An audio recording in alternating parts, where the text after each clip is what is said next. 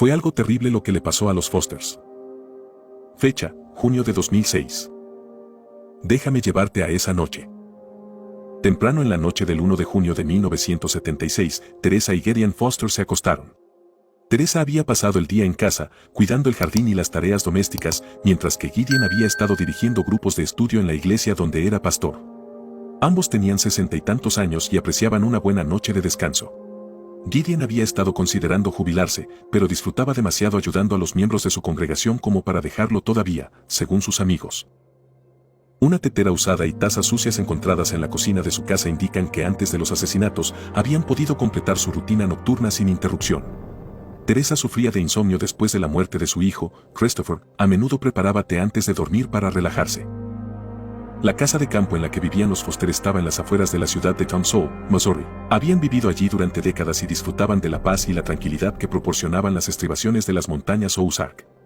Townsville era un pueblo pequeño, incluso en ese entonces, y estaba rodeado por kilómetros de espeso bosque antiguo en el que se encontraba su hogar. Quizás, al final, este aislamiento es lo que convirtió a la pareja en un objetivo. En algún momento de esa bochornosa noche de verano, un intruso se coló en su casa. Debió haber estado en silencio, abriéndose paso en la oscuridad, evitando las tablas del suelo crujientes de la antigua y pintoresca casa. Teresa y Gideon se durmieron, mientras el intruso abría la puerta principal sin llave con una mano enguantada y, sin cerrarla detrás de él, se dirigía lenta y cuidadosamente a su dormitorio. Es imposible para nosotros saber cuánto tiempo esperó en la oscuridad, viendo dormir a la pareja, antes de atacar. Teresa fue apuñalada primero, indicado por los charcos de sangre encontrados en el costado de la cama donde dormía. Debe haber sido docenas de veces, debido a la cantidad de sangre y al tamaño comparativamente pequeño del cuchillo. El atacante clavó su hoja lo suficientemente profundo como para que la hoja rasgara el colchón. Se encontraron salpicaduras de sangre en las paredes y el techo. Lo que sucedió después no está claro. En algún momento, en el dormitorio, Gideon Foster disparó la escopeta que guardaba para defenderse, pero no logró detener al agresor. La lucha entre Gideon y el intruso continuó en la sala de estar, a base de agujeros de bala y muebles volcados junto con las huellas desnudas y ensangrentadas de ambos hombres. En la cocina, el atacante se impuso. Gideon se había quedado sin municiones. El hombre, desesperado, agarró uno de sus propios cuchillos de cocina y logró clavar la mano de su posible asesino en el mostrador. La policía encontró un guante de cuero clavado en la encimera de madera junto a la tetera floral de Teresa. En lugar de quitar el cuchillo, el intruso apartó la mano, la partió casi por la mitad y continuó su ataque. La garganta de Gideon fue cortada sobre el fregadero. El intruso limpió su cuchillo. Se lavó las manos. La ropa que llevaban los Foster se encontró en la sala de estar, en la chimenea. Los habían quemado, junto con varios álbumes de fotos y correo perteneciente a los Foster. El cuero cabelludo de Teresa Foster fue encontrado en la chimenea. Le habían cortado el pelo. En lugar de salir por la puerta principal, las huellas rojas y llenas de hollín indican que el atacante rompió una ventana en la sala de estar, que usó para salir apresuradamente. Los cuerpos de Teresa y Gideon Foster nunca fueron encontrados. Su asesino nunca ha sido llevado ante la justicia. Se suponía que Townsville, Missouri, era un lugar seguro, el tipo de lugar en el que se podía disfrutar de los encantos de un pueblo con una población de solo 2.000 habitantes, donde se podía explorar la naturaleza virgen sin nada que temer aparte de los animales endémicos de las montañas.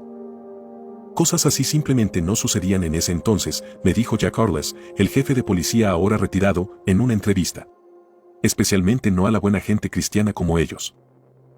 Arlis era un oficial uniformado en el momento del asesinato y fue uno de los primeros en responder que se presentó en la granja para un chequeo de bienestar que había sido llamado para Gideon Foster. No había llegado para dirigir el estudio bíblico el miércoles por la mañana y los asistentes se preocuparon. Pensé que había decidido dormir hasta tarde.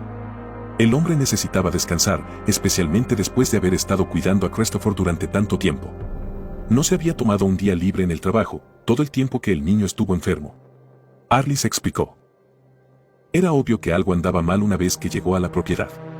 Cientos de moscas habían llegado allí antes que nadie, atraídas por la carnicería dejada atrás, pequeños cuerpos gordos pululaban a través de la puerta que había quedado abierta en una invitación siniestra. No quería cruzar la puerta.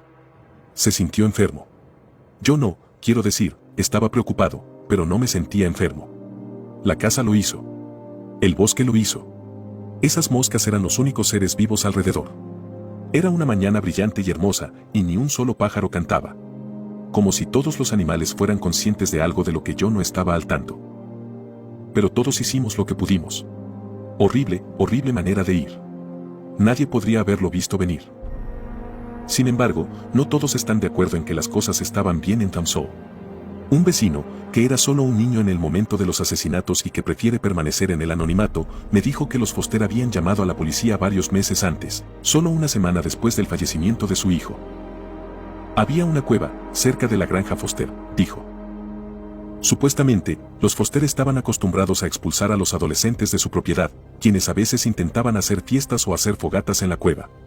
Esto era diferente, dijo, algo los asustó. Mis padres estaban hablando de eso, todos preocupados. Realmente no sabía por qué sería diferente a cualquier otra vez que los estudiantes de secundaria salieran, pero me dijeron que ya no podía jugar en el bosque. Era un sábado por la noche, y el señor Foster vio un incendio en la cueva, cuando él y su esposa regresaban de una película. Así que la deja en la casa y toma su arma, lleva el camión de regreso a la cueva para asustarlos. Sé que puede sonar duro, pero la gente puede ser dura por aquí.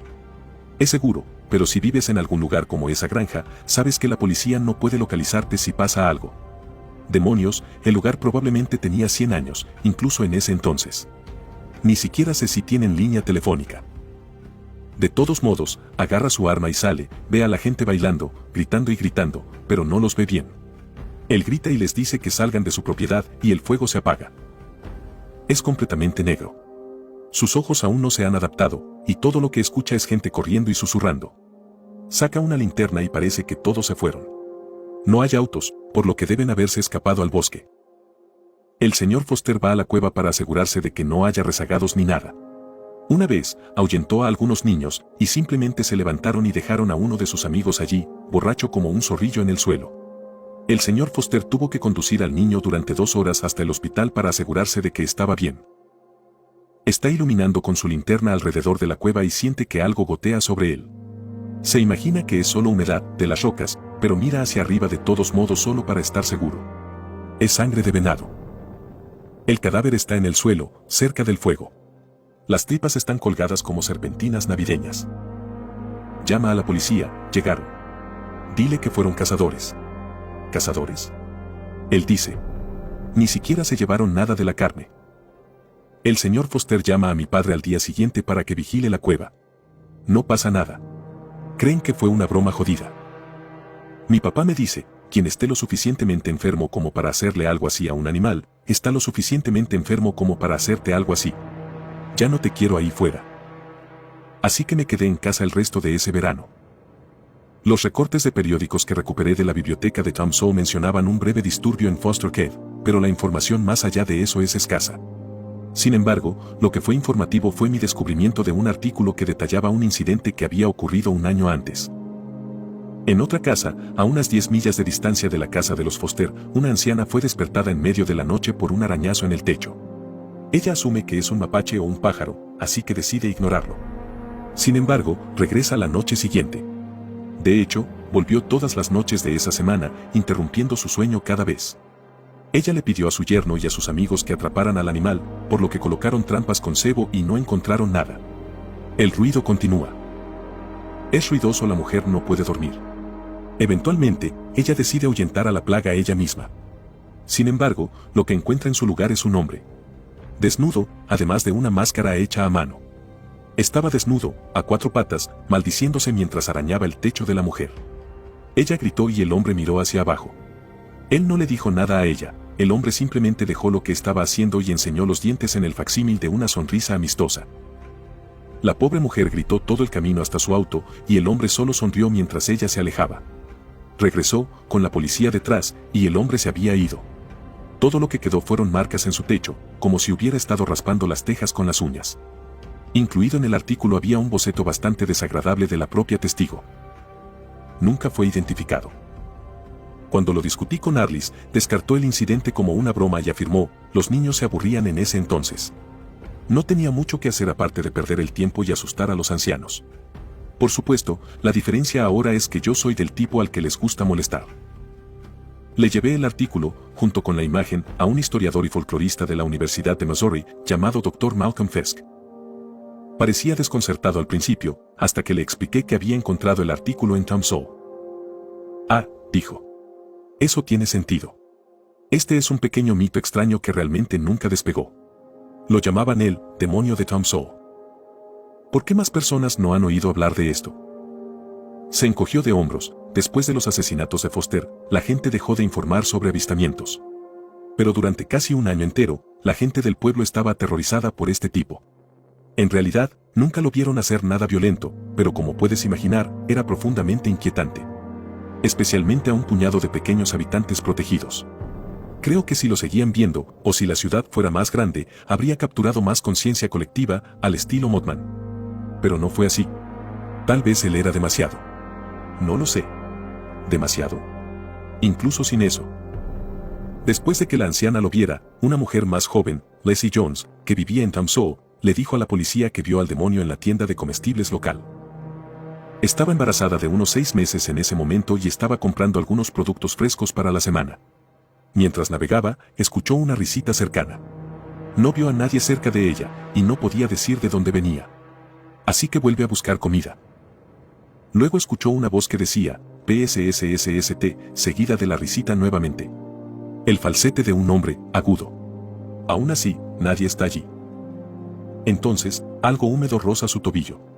Ella mira hacia abajo, y el demonio está debajo del carrito de productos, con solo su cabeza sobresaliendo, usando esa máscara con pequeños cuernos rayados, y le está lamiendo el tobillo. Lassie está helada de miedo. Hola, Pest, hola señora, susurra. La máscara tiene un agujero en la boca y ella ve que no abre los dientes cuando habla. Solo los mantiene al descubierto. Solo los abre para sacar su pálida y carnosa lengua y lamerle el tobillo, otra vez. Esto rompió el control que la conmoción tenía sobre ella y le pisotea la cara con fuerza. Él se ríe. Ella grita pidiendo ayuda. Casi todo el mundo en todo el pueblo viene corriendo a ayudar, pero nadie puede encontrarlo. La policía lo atribuye a las hormonas del embarazo que la ponen ansiosa. Los Ozarks tienen muchas cuevas. Un montón de minas viejas, también, fuera de uso desde hace mucho tiempo. Millas y millas de cavernas subterráneas, cada una de ellas conectada a la siguiente. Incluso en los años 70, era un lugar muy popular para la espeleología. Unas semanas después del incidente en la tienda de comestibles, un grupo de estudiantes universitarios viaja a Tom Sawyer para explorar algunos de los sistemas de cuevas. Eran ávidos espeleólogos, con experiencia en atravesar otras cuevas muy transitadas, pero querían intentar ser los primeros en mapear una a un corto viaje de distancia de la propiedad Foster. Eran 4, todos jóvenes. Uno de los estudiantes se queda atrás, para hacer de vigía, ya que la cueva que eligieron estaba en terrenos federales.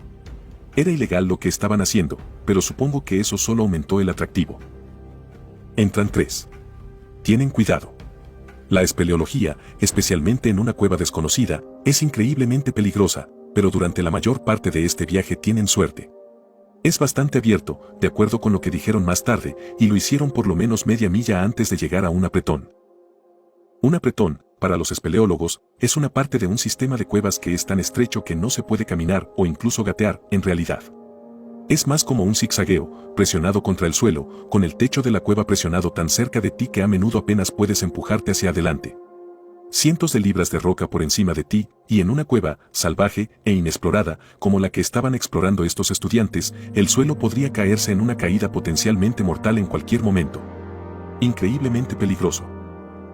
Se astillan un poco alrededor del apretón y envían al tipo más pequeño primero.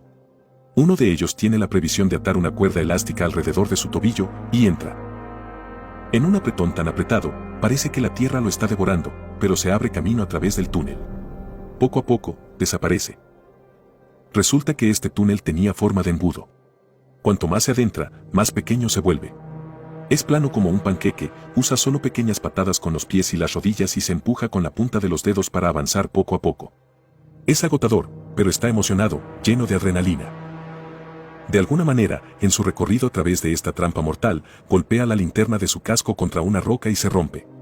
Sus amigos no pueden darse cuenta de esto, porque la luz ya estaba bloqueada por su cuerpo, y él sabe que si dice algo, lo instarán a que regrese.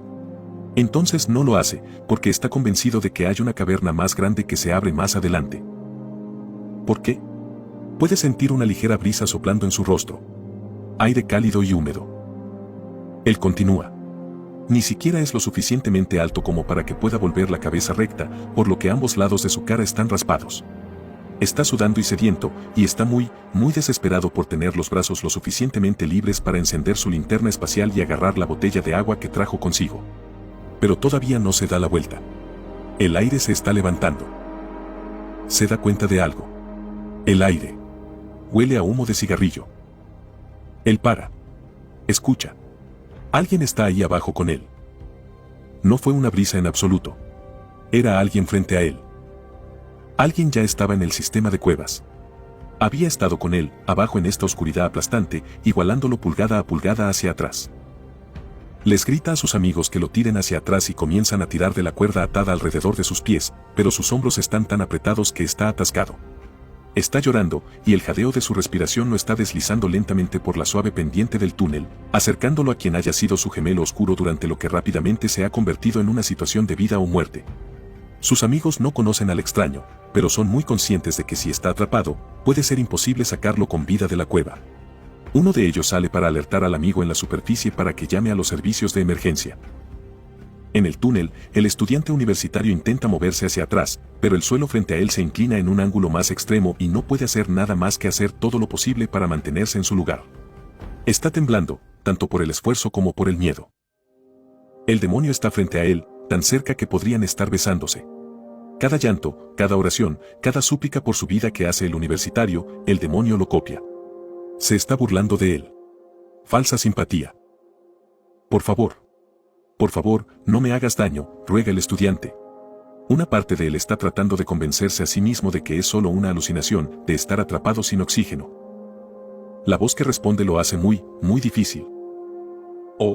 Gime, casi sexual. Por favor. La P se enuncia con tanta fuerza que el alumno puede sentir que le escupen en la cara. Por favor, no me hagas daño. Se ríe. Hey chico, dice una voz áspera, ¿quieres fumar? Un equipo de rescate aparece en la cueva. La policía también está allí, molesta, por supuesto, pero no van a dejar que el estudiante muera. Atan un cabrestante mecánico al Bungie, tirando de él con más poder del que sus amigos solos podrían manejar. Él se aleja. Raspado, con el tobillo torcido, claustrofóbico de por vida, pero vivo.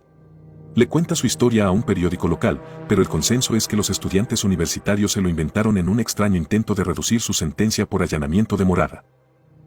No mucho después de que él mismo ingresa en un hospital psiquiátrico. Le dice al médico que sigue teniendo parálisis del sueño. Sigue viendo cosas, por la noche.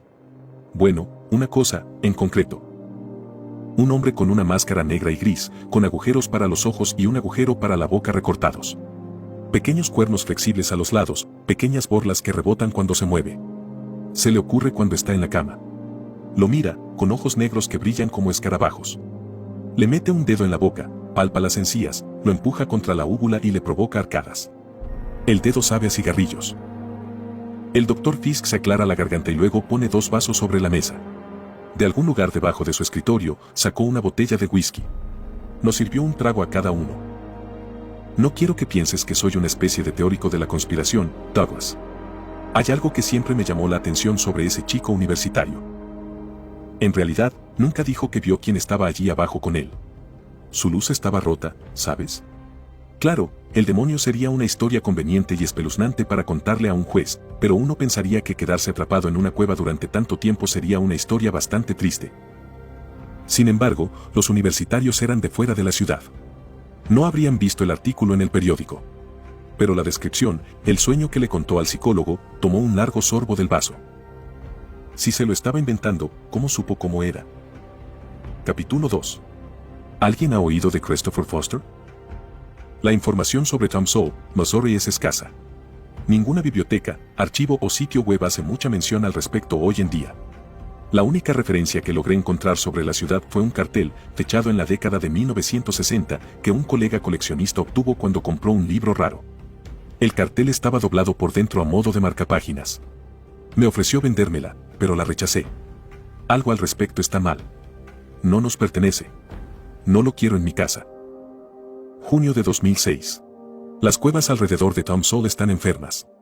Una especie de enfermo con fugas. Eso es lo que te dirían los lugareños cuando te digan que te mantengas alejado. No puedo decir que no estaría de acuerdo. El Dr. Malcolm Fisk, historiador y folclorista de la Universidad de Missouri, tuvo la amabilidad de permitirme continuar nuestra entrevista después de relatar los incidentes relacionados con la desgarradora figura enmascarada que asolaba la ciudad antes de los homicidios de Therese y Gideon Foster. La alarmante descripción del hombre y su fijación por asustar a la gente de la ciudad me hizo sentir que el demonio de Tom Sowell estaba indisolublemente ligado a los asesinatos. Cuando le pregunté al Dr. Fisk qué distingue al sistema de cuevas dentro de Tom Sowell de las otras cuevas y minas abandonadas que se encuentran dispersas por el resto de las montañas Ozark, me proporcionó recursos para explorar la historia de Tom Sowell desde su fundación. Lo que descubrí fue sorprendentemente oscuro. Tom Sowell se fundó a principios del siglo XIX y pasó gran parte de ese tiempo como poco más que un lugar para que los cazadores de pieles y los mineros se detuvieran y tomaran un trago. Esta existencia pacífica fue interrumpida violentamente por el inicio de la prohibición en 1920. Sin destilerías legales, los contrabandistas comenzaron a aprovechar al máximo los extensos escondites naturales proporcionados por los propios Ozarks, para disgusto de los agentes de la ley federales.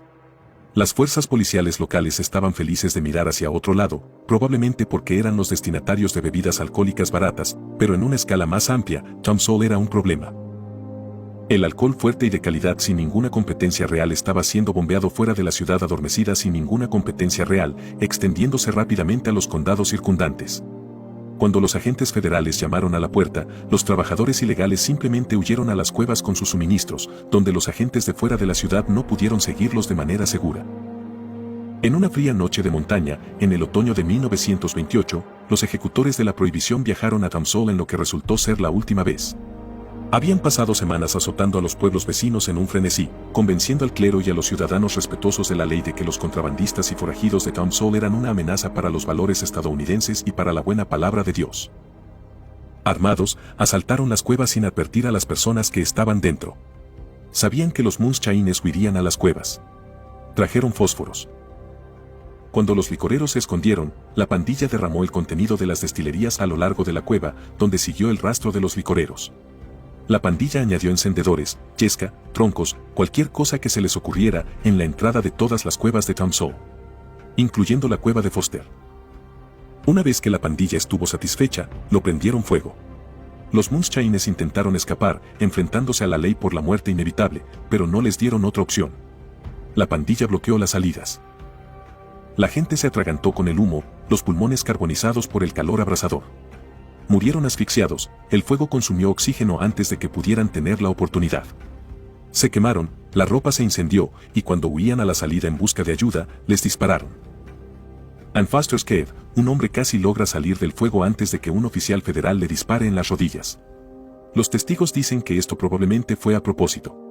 El hombre cayó al fuego e intentó arrastrarse hacia adelante, pero el suelo de piedra de la cueva estaba demasiado caliente y se asó vivo. Nadie que entró en las cuevas esa noche sobrevivió. Parecía que incluso antes de esa noche sangrienta de junio de 1976, la propiedad Foster era un puerto para el salvajismo. Cuando volví a comunicarme con el vecino que había entrevistado anteriormente, afirmó que Christopher Foster estaba preocupado por la historia de la ciudad. Elroy, mi hermano, era amigo de Christopher, pero nunca me gustó mucho el chico. No me gusta hablar mal de los muertos, pero solo estoy siendo honesto. Era extraño, incluso antes de enfermarse. Tampoco es muy del tipo de ir a la iglesia, lo que realmente irritó a su papá. Realmente no recuerdo mucho más que eso, pero oye, si quieres hablar con Elroy, puedo avisarle. Asterisco asterisco asterisco. Elroy, quien me pidió que omitiera su apellido a pedido de su hermano, actualmente reside en California con una pareja, donde trabaja como maestro de escuela. Dudaba en hablar sobre el asesinato de Therese y Gideon Foster, pero se alegró de compartir información cuando le expliqué que estaba más interesado en aprender sobre su vida y, específicamente, sobre su hijo. No se merecían nada de eso, me dijo Elroy. Odio decirlo, pero en retrospectiva, una parte de mí se siente aliviado de que Christopher falleciera cuando lo hizo. Tal vez lo salvó de alguna manera. Al crecer, viví en una casita en las afueras de Tom Sowell. Yo era el mayor de 6 hijos y estaba desesperado por tener algo de privacidad. Christopher era igual que yo, pero era hijo único. Creo que encontramos una especie de consuelo el uno con el otro. Su casa era un lugar al que podía escapar y creo que sus padres estaban felices de que Chris tuviera un amigo de su misma edad. Siempre fueron gente agradable. Un poco cauteloso, tal vez, pero agradable. Creo que a su papá le costó mucho dejar su máscara de pastor en la puerta. Crecimos haciendo casi todo juntos. A pesar de que eran los palos, había un montón de cosas para que los niños salvajes se levantaran, tal vez fue porque estábamos muy lejos en los palos. No teníamos una sala de juegos ni un teatro, así que pasábamos la mayor parte del tiempo cuando no estábamos en la escuela o en casa explorando el bosque. Si llegábamos a casa antes del anochecer y prometíamos no entrar en las cuevas, nuestros padres estaban felices de que fuéramos independientes y fuera de sus pies. Tiempos diferentes, supongo. Chris probablemente tenía alrededor de 13 años la primera vez que enfermó gravemente. Tuvo que ir al hospital en Branson porque tenía una neumonía muy fuerte. Cuando llegó a casa, casi se sintió como si hubiera dejado atrás lo que lo mantuvo como un joven saludable. Realmente nunca se recuperó. Creo que fue entonces cuando empezó a leer más sobre la historia del pueblo. Tal vez en retrospectiva fue un poco morboso, pero después de que llegó a casa, el médico lo puso en reposo en cama. No tenía mucho que hacer aparte de mirar esa maldita cueva y pensar. Comenzamos a pasar menos tiempo afuera juntos y más tiempo en la pequeña biblioteca al lado de la oficina del alcalde. Me ayudó a darme cuenta de cuánto amaba la literatura clásica, incluso si no era tan emocionante. Nadie más que yo y sus padres realmente sabían lo mal que se había puesto su salud hasta que comenzó a caminar dormido. Como prefacio, este era un pueblo lo suficientemente pequeño donde todos conocían a todos. Hoy, ¿en una ciudad más grande? Las cosas no hubieran sido así. Pero en Tamso, Eloy suspiró. Simplemente tenía sentido no darle mucha importancia a las cosas. La primera vez que sucedió teníamos 14 o 15 años. Recién comenzaba la escuela secundaria. Uno de nuestros vecinos fue a buscar algo de su bodega una noche y allí sentado en la oscuridad estaba Christopher. Por supuesto, el dueño de la casa agarró su arma y le dijo que se fuera o le dispararía, pero rápidamente quedó claro que Chris no tenía idea de cómo había llegado allí. Estaba confundido y llorando, rogando por su vida, y ese pobre vecino desconcertado tuvo que despertar a los Foster para que pudieran venir a buscar a su hijo. Nadie, ni siquiera sus padres, pudieron averiguar cómo llegó allí sin despertar a nadie o dejar un rastro. Nadie sabía cuánto tiempo había estado sentado en ese sótano húmedo.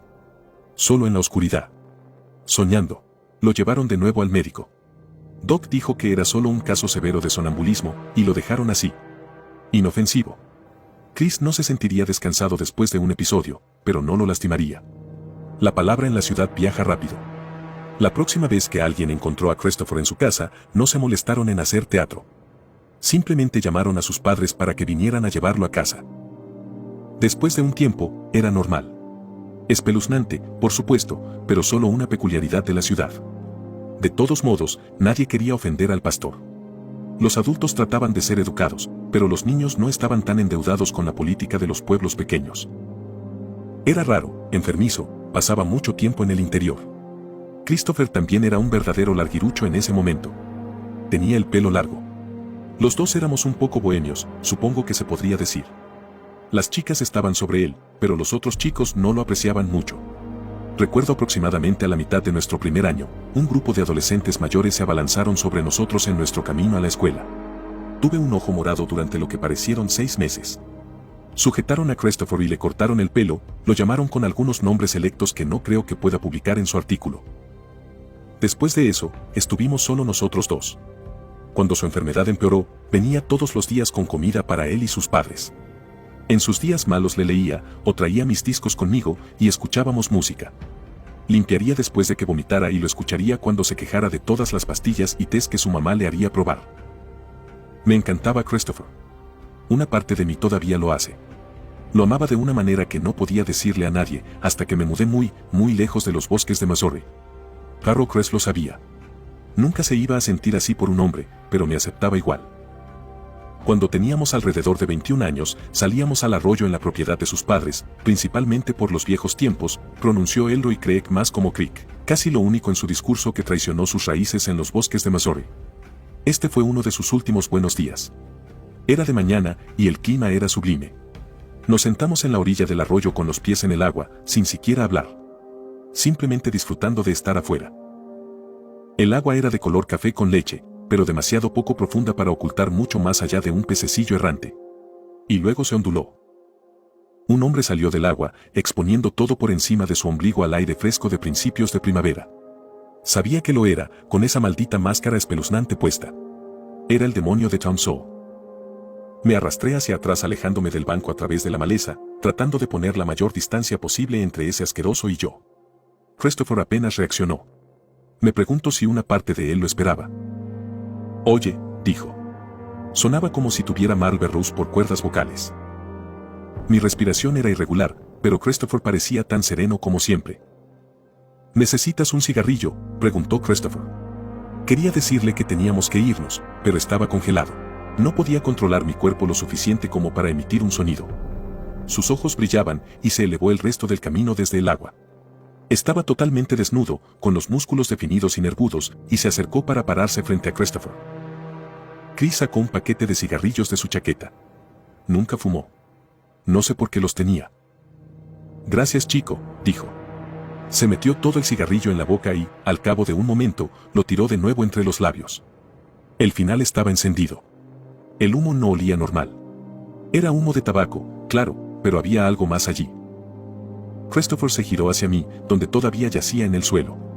Deberías irte, me dijo. Esto no es algo en lo que deberías estar presente. Y yo, Douglas Ray, fui un cobarde. Eso me sacó de mi parálisis lo suficiente como para volver a ponerme de pie y correr a casa. Me registré con sus padres, unos días después, para ver cómo estaba. Enfermo, me dijeron. Pero él estaba en casa. No me atreví a visitarlo de nuevo. Llevo eso cargando conmigo. Ese día en el bosque. Esa fue la última vez que vi a Christopher Foster. Según el periódico de la ciudad, el funeral de Christopher Foster fue inesperadamente grande, se llevó a cabo en un día nublado y el ataúd estaba cerrado. Había muerto después de una larga batalla contra un trastorno del sistema inmunológico. Elroy no había informado de su avistamiento del demonio. Unos días después de nuestra entrevista, recibí un correo electrónico de Elroy. Me dijo que hablar sobre su infancia y Christopher le había refrescado la memoria. Había una historia, sobre el pueblo, que a Christopher le había fascinado. Décadas antes del incidente con los contrabandistas, un extraño visitó a Tom Sawyer. Llegó a Missouri en tren y afirmó que estaba visitando a su familia en lo más profundo de las montañas. Este visitante era extraño. Su cabello estaba enredado y largo, su rostro estaba bien afeitado y sus dientes eran pequeños y limpios. El extraño se reía, alto y frenético, en momentos inapropiados, pero por lo demás parecía inofensivo. Se quedó en una granja con un hombre, su esposa, su hijo y su hija. Pasó una semana y la gente vio al extraño en la ciudad. Jugaba a las cartas, entablaba una conversación inusual pero amistosa. Habló mucho sobre lo hermoso que eran Cuevas. Pasó una semana y nadie vio a la familia. Hasta que un día unos hombres decidieron ir a revisar su propiedad. Fue quemado hasta los cimientos. El extraño había estado viviendo en las cenizas. Sus pertenencias estaban prístinas entre los escombros. La policía recorrió el bosque. Los encontraron, eventualmente. Los cuerpos de la familia. Todos menos la hija adolescente. Sin sangre, envuelto en capas de yeso y tela. Apoyado contra afloramientos de roca, en lo profundo de la primera cámara de la cueva de Foster. Sobre los envoltorios, los cuerpos habían sido vestidos con su mejor ropa de domingo. El extraño que se quedaba con la familia fue detenido rápidamente y listo para ser ejecutado sin mucho juicio. Justicia de pueblo pequeño, a pesar de que el hombre afirma su inocencia. En su día debajo de la horca, con voz cantarina, dijo una oración y pidió tabaco de mascar. Lo colgaron con el escupitajo saliendo de su boca. Años más tarde, un olor extraño salió de debajo del piso de la tienda de comestibles local. La misma tienda que opera en Tom Sawyer hoy, de hecho. Podredumbre inconfundible. El tendero insistió en que no sabía la causa. Tal vez los productos se habían quedado atascados en algún lugar y se habían disparado. Se hizo más fuerte. Dijo que lo arreglaría. Nada mejoró. Demasiadas personas se quejaron y la gente del pueblo empujó las manos de la ley. Las tablas del piso fueron arrancadas, una por una. Durante años, sin que nadie lo supiera, la gente del pueblo había estado caminando, comprando y comiendo sobre el cuerpo de una adolescente. Estaba envuelta en tiras de tela y yeso, como el resto de su familia, y vestida con hermosos encajes. Un facsímil de su rostro había sido pintado en el yeso de su cabeza. Se había iniciado la decadencia y se reveló el crimen del tendero. Él confesó. El extraño inusual había sido solo eso, y un monstruo más siniestro acechaba entre la gente del pueblo. Con los años, el tendero se había obsesionado con la hija adolescente de la familia asesinada. La vio crecer. Decidió que la quería, la necesitaba, y la única forma de hacerlo era matar a su familia y tomarla para sí mismo. Necesitaba asegurarse de que ella no pudiera huir, así que también la mató. Fue colgado y enterrado junto al extraño no identificado en una tumba sin nombre, en algún lugar fuera de la ciudad. Algunas versiones de la historia tienen su cuerpo quemado, o simplemente arrojado al pozo de una mina en algún lugar del bosque. Le pregunté a Elroy por qué creía que Christopher estaba interesado en la historia, y dijo que en ese momento pensaba que a Christopher le gustaba por la misma razón por la que a uno le puede gustar cualquier historia de fantasmas o leyenda local. Pero Elroy había estado pensando, después de nuestra charla. Había estado pensando en los días y semanas previos a la muerte de Christopher y el posterior asesinato de sus padres. Se acercó a personas que conocía en ese entonces y logró obtener el registro oficial de la evidencia recuperada de la casa en la que los Foster habían vivido hasta su prematura muerte. Pensó que yo también necesitaba verlo. Artículos encontrados en la residencia de Teresa y Gideon Foster. Funda de almohada con sangre, tipo A, Teresa Foster, cortada con cuchillo. Una escopeta de Gideon Foster, carcasas pertenecientes a Gideon Foster. Un cuchillo de caza marca Frary y Clark, encontrado en fregadero, restas de sangre tipo AB, Gideon Foster. Salpicaduras de sangre en lavabo, tipo AB, Gideon Foster y tipo O, presunto intruso. Ropa quemada en chimenea, perteneciente a Teresa y Gideon Foster. Cuero cabelludo quemado encontrado en chimenea, perteneciente a Teresa Foster. Maquilada sangrientada, perteneciente a ciervo de cola blanca, tipo AB, Gideon Foster y tipo O, presunto intruso. Huellas de calcetines con sangre que coinciden con zapatos de hombre talla 8, se presume que pertenecen a Gideon Foster, sangre ambos tipo A y tipo AB. Huellas descubiertas, pertenecientes a sospechoso desconocido. Una huella parcial, perteneciente a sospechoso desconocido. Una huella parcial, no identificable. Muestra de salpicaduras de sangre en chimenea, tipo B, se presume que pertenece a Christopher Foster. Espero que el video te haya gustado, y de ser así, no olvides dejar tu like y suscribirte. Te ha hablado el Solo, y esto ha sido El Abismo. Buenas noches.